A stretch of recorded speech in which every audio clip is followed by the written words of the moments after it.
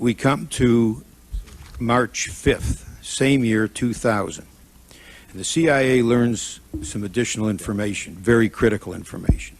On March 5th, the CIA learns that Hazmi had actually entered the United States on January 15th, 7 days after leaving the al-Qaeda meeting in Malaysia. So now the CIA knows Hazmi is in the United States, but the CIA still doesn't put Hazmi or Mihdhar on the watch list and still does not notify the FBI about a very critical fact. A known al-Qaeda operative, we're at war with al-Qaeda, a known al-Qaeda operative got into the United States. My question is, do you know specifically why the FBI was not notified of that critical fact at that time? The cable that came in from the field at the time, sir, was labeled information only, and I know that nobody read that cable. But my question is, do you know why the FBI was not notified of the fact that an al-Qaeda operative now was known in March of the year 2000 to have entered the United States? Why was the CIA, why did the CIA not specifically notify the CIA? That's my question. The FBI. Sir, if we weren't aware of it, when it came in the headquarters, we couldn't have notified them. Nobody read that cable in March, in the March time frame. So that the cable that said that Hazmi had entered the United States came to your headquarters, nobody read it? Yes, sir. It was an information-only cable from the field, and nobody read that information-only cable. Should it have been read? Yes, of course, in hindsight. And should it have been read at the time? Of course it should have been read. All right, my question is, do you know who should have read it? I don't know that, sir, but I can find that out. Was somebody responsible to have read it? Well, there are a group of people, somebody should have read it, yes, sir. We need to also look at where it came into, but I can find that out. You don't know who that person was? I do not. Should they have been watch listed at the time, both of them? Now we're talking March of the year 2000. Yes, sir, we've acknowledged that fact. Okay. Do we know why in that specific time? Now we know that Hazmi has entered the United States. It's another trigger point. Yes, sir. They should have been watch listed. Who was responsible for watch listing at that time? I don't know the answer to that question, but I will provide an answer. Next, on October 12th, 2000, Bin Laden operatives attacked the USS Cole. The FBI, which investigated that attack, learned that a Bin Laden follower, Khalid, was the principal planner of the Cole bombing, and that two other participants in the Cole conspiracy had delivered money to Khalid at the Malaysia meeting. Now, the FBI told the CIA about those facts. That information came from the FBI to the CIA. CIA went back, reviewed the facts that they had about the Malaysia meeting again. And as a result of that review, in January of 2001, the CIA determined that Khalid had actually been at the Malaysia meeting and that Mihdhar and Hazmi, then, they knew, you knew, had been involved with the planner of the Cole bombing. Actually been with the planner of the Cole bombing at the Malaysia meeting. CIA again failed to put either Hazmi or Mihdhar on the watch list or to notify the FBI that Hazmi was in the United States. And my question is, do you know who was responsible for that failure? Sir, can I take you back on Sure. the facts for a moment? First of all, in terms of the identification of Khalid, actually it was the FBI who provided the information to us because we were in a joint meeting at the time at a third country because we were running a joint case with somebody who identified Khalid. And indeed, in January of 2001, the legal attaché from this third country writes messages to both our headquarters that after having been shown the surveillance photos of Kuala Lumpur, he made an identification of Khalid. So at that point, sir, both the CIA and the FBI know that Mihdhar was in Malaysia and that in this time period, and that Khalid was in Malaysia at this time period as well. Now that's irrelevant to my point. What you did not notify the CIA of at that point. No, the FBI. Excuse me, but you did not notify, thank you, the FBI of at that point is that you knew that Hazmi was in the United States. That's correct, sir. That's January now of 2001. Another failure. Sir, there are 3 instances, as I note in my testimony, on 3 separate occasions. I know. My question, do you know who was responsible to notify the FBI at that time? I don't, but I will find out for you. Now we have a meeting in the year 2002 in New York City. And this is a meeting of a CIA analyst and FBI officials from the New York field office, which was the office investigating the Cole bombing and the FBI headquarters, including the FBI analyst on detail to the counterterrorist center at the CIA.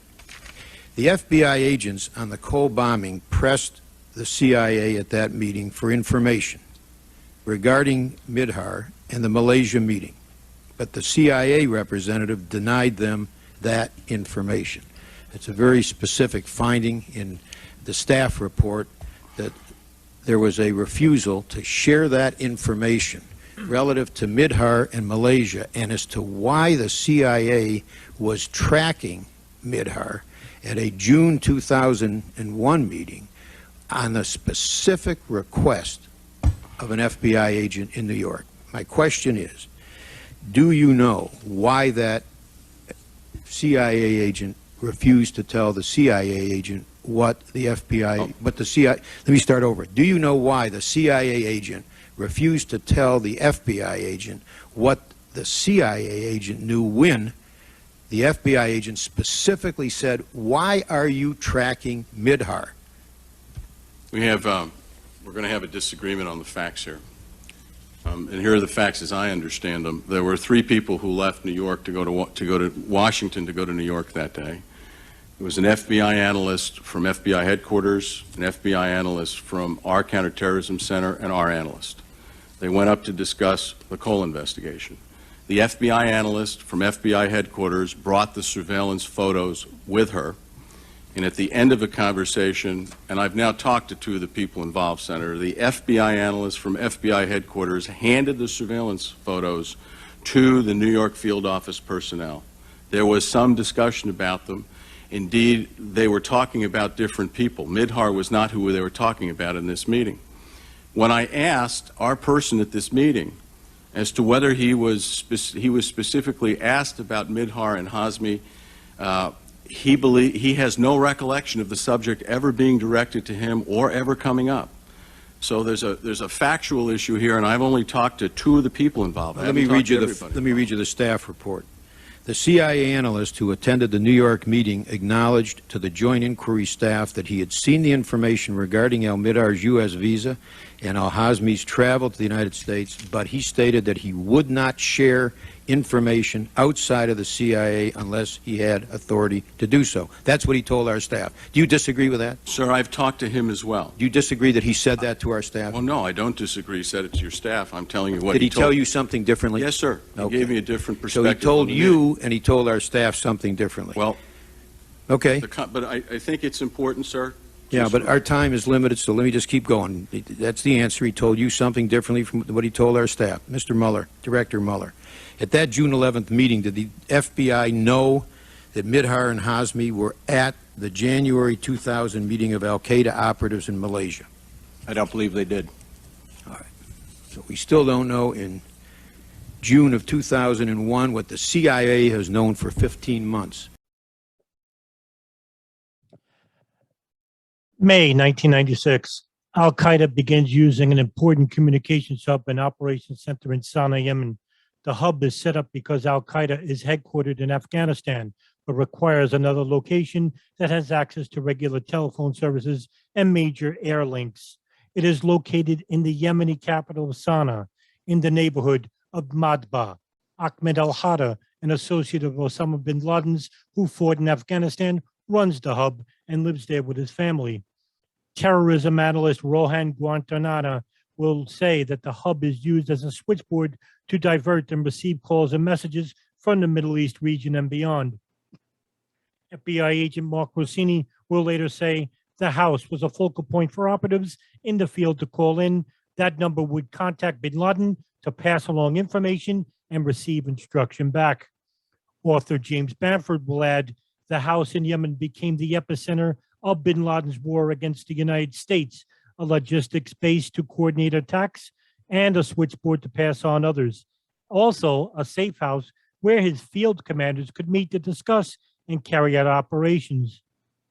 Bin Laden himself places many calls to the house, and it is used to coordinate the attacks on U.S. embassies in East Africa in 1998 and the bombing of the USS Cole in 2000. Future 9/11 hijacker Khalid al-Mihdhar also lives at the house at some point in the late 1990s with his wife Hoda, al-Hada's daughter. On January 2nd, 2000, the CIA is aware that hijacker Khalid al-Mihdhar is staying at a highly monitored communications hub in Yemen and is planning to travel to an al-Qaeda meeting in Malaysia. He is closely watched as he leaves the hub and flies from Sana'a, Yemen to Dubai, United Arab Emirates, on his way to Malaysia. Agents from 8 CIA offices and its friendly foreign intelligence services are all asked to help track him in the hopes he will lead them to bigger al-Qaeda figures. The CIA and local authorities are running an operation to track militants transmitting Dubai Airport, and United Arab Emirates officials secretly make copies of his passport as he is passing through. It immediately reported to the CIA.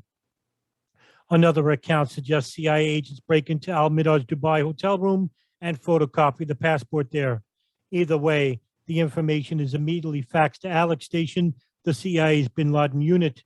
The CIA not only learns his full name, but also discovers the vital fact that he has a multiple entry visa to the United States and that it is valid from April of 1999 to April of 2000.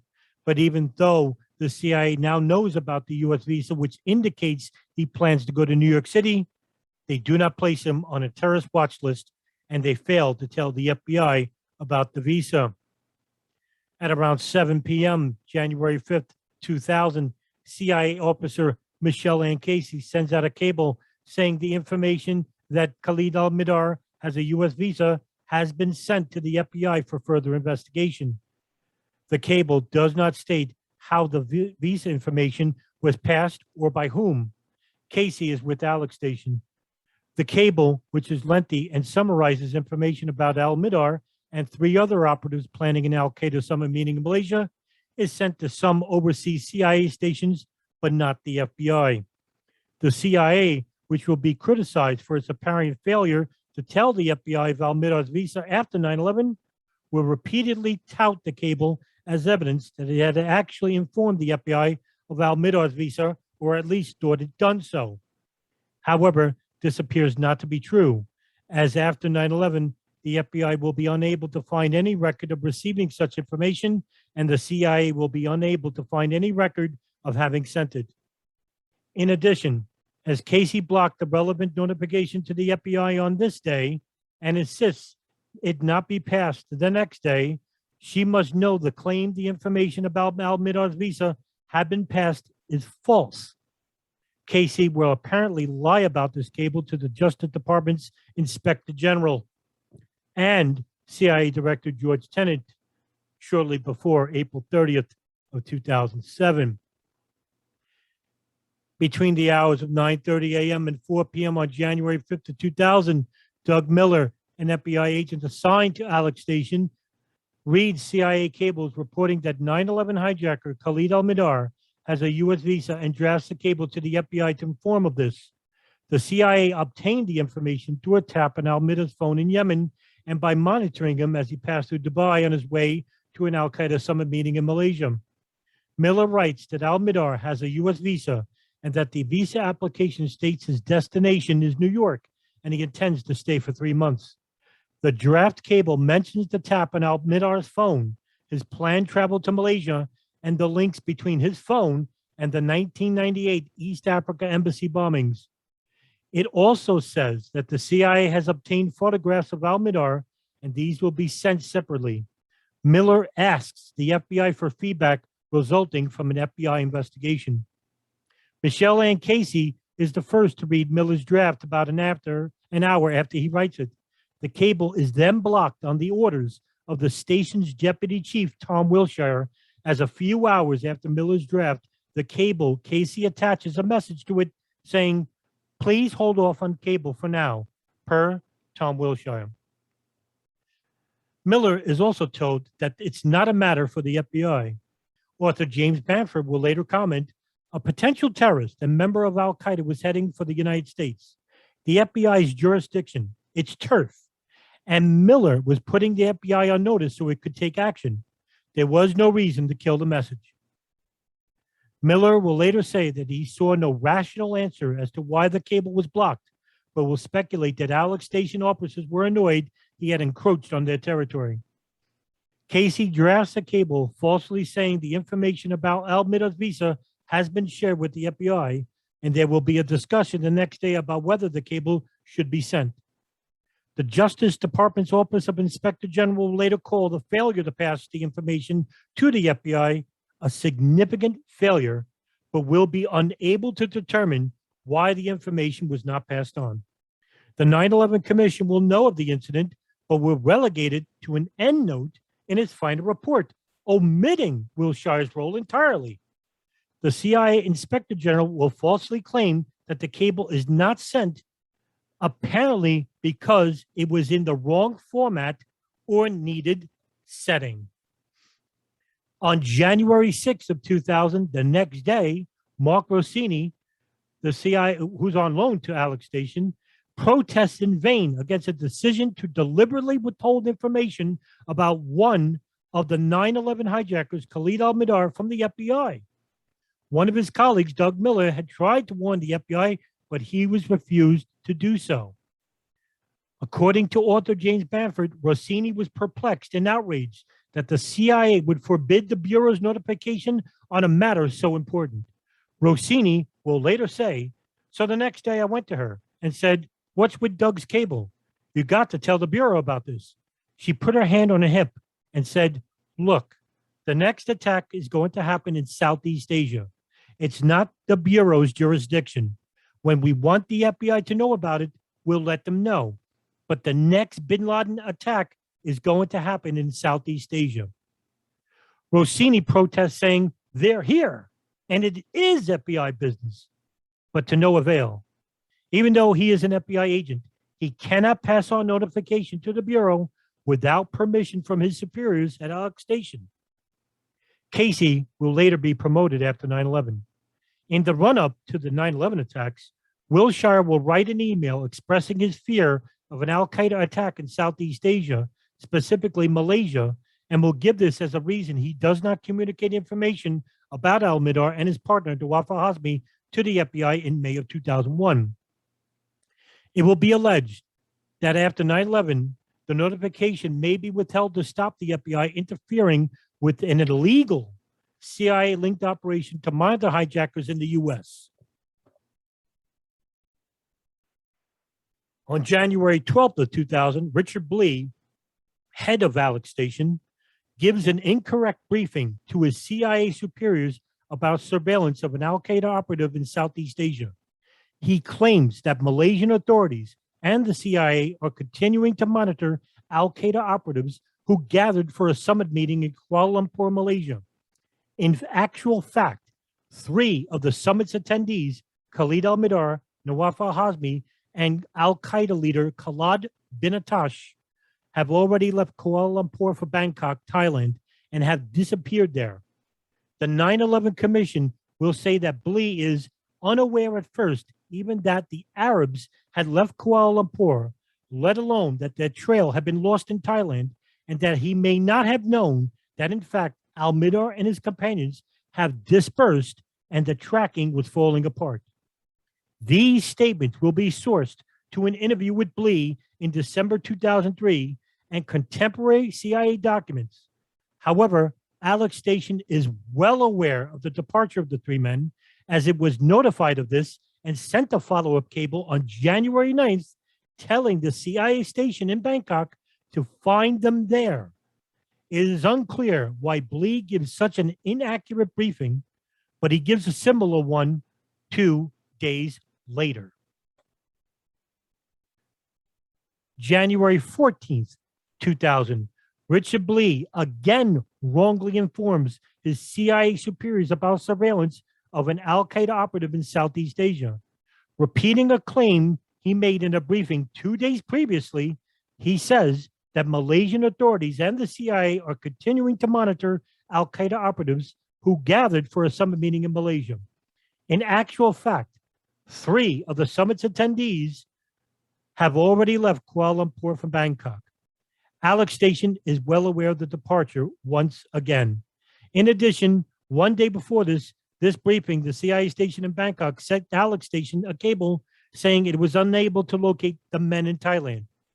However, the NSA never lost track of them and were monitoring Nawaf al-Hazmi's cell phone all this time. This information was never passed on to the FBI, the State Department, or the National Security Council. July 13th, 2001. A CIA manager says that an additional intelligence officer, Doug Miller, will be assigned to help an ongoing low-key review of al-Qaeda's Malaysia summit when Miller returns from holiday. The statement is made in response to an email by CIA manager Tom Wilshire, who pointed out that al-Qaeda leader Khalid bin Atash attended the summit meeting. It was important. Presumably, the manager that sends this email is Richard Blee, who is responsible for Alex Station. Blee appears to have received the email to which this is a response to.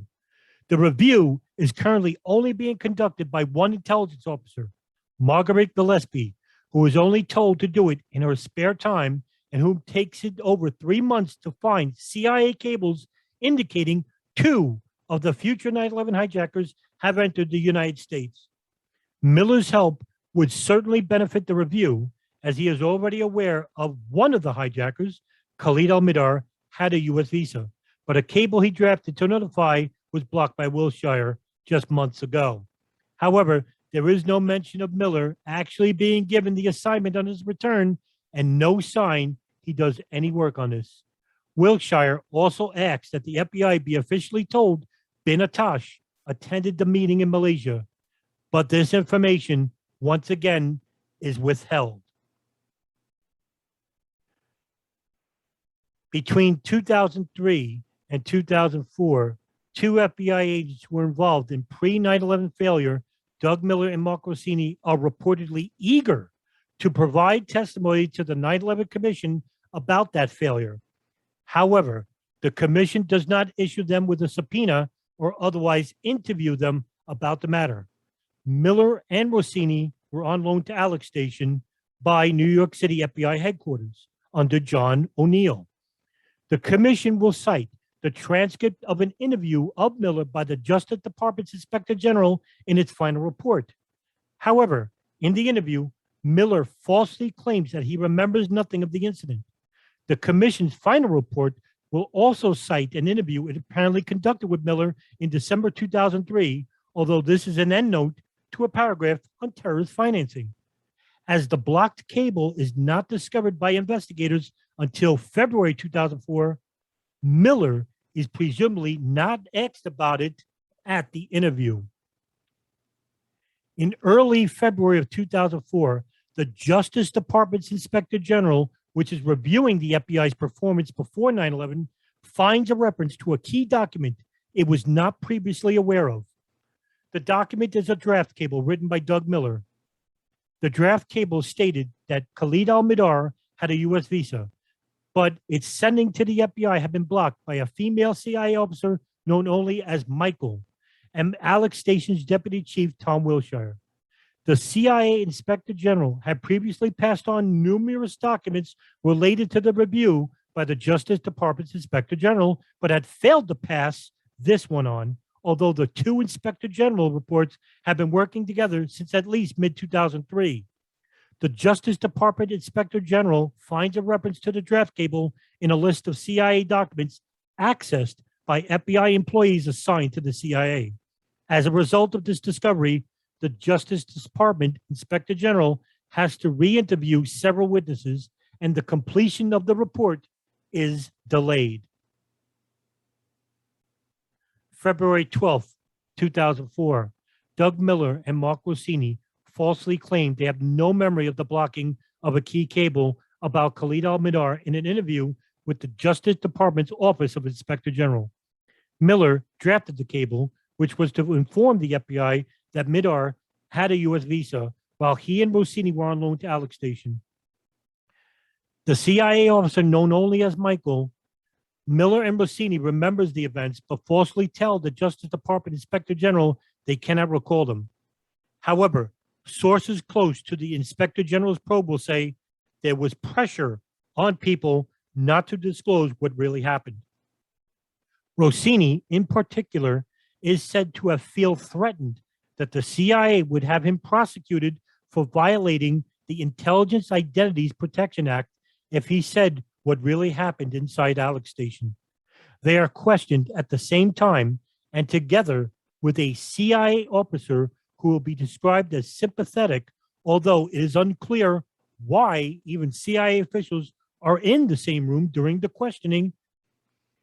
When they are shown contemporary documents, according to the Congressional Quarterly, the FBI agents suddenly couldn't remember details about who said what or who reported what to whom about the presence of two al-Qaeda agents in the U.S. prior to the 9/11 attacks. The Inspector General investigators are suspicious of the CIA. Nevertheless, neither Rossini nor Miller are severely criticized by the Inspector General's final report. It simply notes, when we interviewed all the individuals involved about the cable, they asserted that they recalled nothing about it. Miller told the Inspector General that he did not recall being aware of the information about al-Mihdhar and did not recall drafting the cable. Also did not recall whether he drafted the cable on his own initiative or at the directive of his supervisor, and did not recall any discussions about the reasons for delaying completion and dissemination of the cable. Rossini said he did not recall reviewing any of the cable traffic or any information regarding al-Hazmi and al-Mihdhar. Eric, a senior FBI agent on loan to Alex Station, told the Inspector General that he did not recall the cable. However, at some point, both Miller and Rossini would tell an internal FBI investigation what really happened, including Wilshire's order to withhold the information from the FBI. However, very little is known about this probe. Rossini will be interviewed for a 2006 book by Lawrence Wright and will recall some of the circumstances of the blocking of the cable, including that a CIA officer told Miller this is not a matter for the FBI. Both Miller and Rossini will later talk to author James Bamford about the incident for a 2008 book. The exact date of this interview of Miller and Rossini is unknown. However, an endnote to the 9/11 Commission report will say that Miller is interviewed by the Inspector General on February 12, 2004, so it may occur on this day. Shortly before October 1st of 2008, the FBI attempts to prevent two agents who were involved in a key pre-9/11 failure from talking about it in a television interview. Doug Miller and Mark Rossini. They were involved in the deliberate blocking of a cable to the FBI, saying that 9/11 hijacker Khalid al-Mihdhar had a U.S. visa, and later, under pressure from the CIA, falsely claimed not to remember anything about it. The FBI allowed Miller and Rossini to be interviewed by author James Bamford for a book, and they told him they helped block the cable on the orders of a female CIA officer known only as Michael and the station's deputy chief, Tom Wilshire.